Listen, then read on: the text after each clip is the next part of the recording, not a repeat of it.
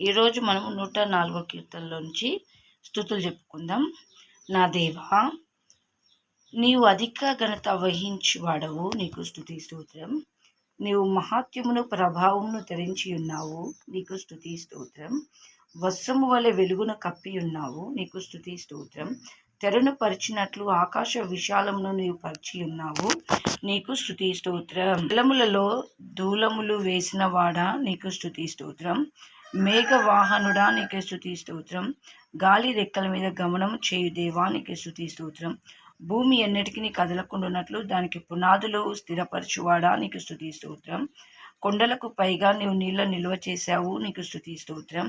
నీవు వాటికి నియమించిన చోటికి పోవునట్లు పర్వతములెక్కి పల్లములకు దిగినట్లు చేశావు, నీకు స్తుతి స్తోత్రం. దాటలేని సరిహద్దులను నీవు వాటికి నియమించితివి, నీకు స్తుతి స్తోత్రం. ఋతువులను తెలుపుటకై ఆయన చంద్రుని నియమించిన గనుక నీకు స్తుతి స్తోత్రం. సూర్యునికి అస్తమయ కాలము తెలియను గనుక నీకు స్తుతి స్తోత్రం.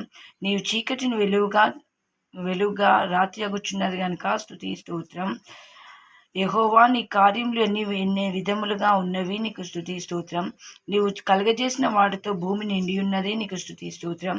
నీవు గుప్పిలి విప్పగా అవి తృప్తిపరచబడును, నీకు స్తుతి స్తోత్రం. నీ ఊపిరి విడవగా అవి సృజింపబడును, నీకు స్తుతి స్తోత్రం. యెహోవా మహిమ నిత్యముడును గనుక నీకు స్తుతి స్తోత్రం. నేనున్నంత కాలము నా దేవుని కీర్తించదను, నీకు స్తుతి స్తోత్రం. నేను యెహోవా యందు సంతోషించదను, నీకు స్తుతి స్తోత్రం.